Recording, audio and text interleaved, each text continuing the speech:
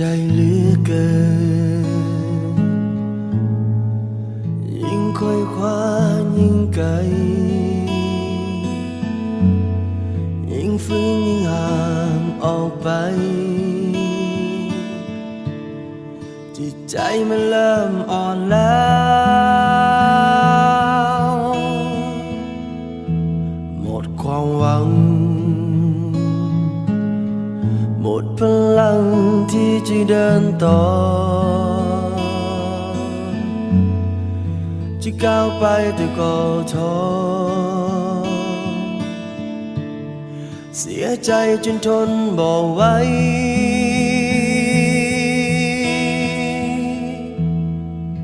อยากจะห้องให้เพื่อปลดปล่อยความเสียใจจะทำเท่าใดเท่าใดเท่าใดใจก็ยังบ่ดีขึ้นเล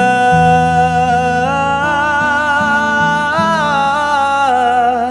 อยากหายไปไปสู่ท้องฟ้าที่แสนไกลค่ำคืนที่มืดมนยังมีแสงจันทรา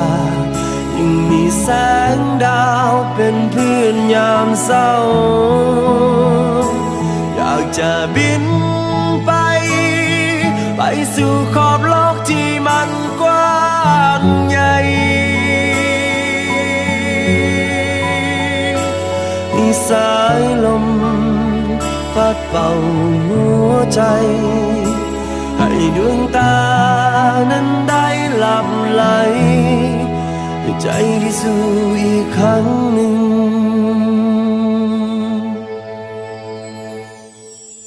ขอพรให้เรื่องให้หายได้ผ่านไปให้ใจที่มันอ่อนไหวอย่าให้มันเจ็บแบบนี้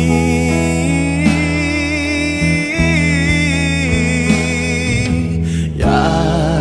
กจะห้องให้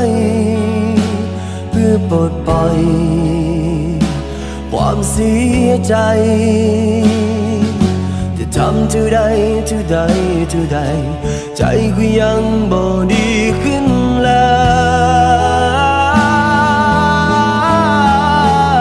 ยอยากหายไปสู่ท้องฟ้าที่แสนไกลค่ำคืนที่มืดมนยังมีแสงจันทรายังมีแสงดาวเป็นเพื่อนยามเศร้าอยากจะบินไปสู่ขอบโลกที่มันกว้า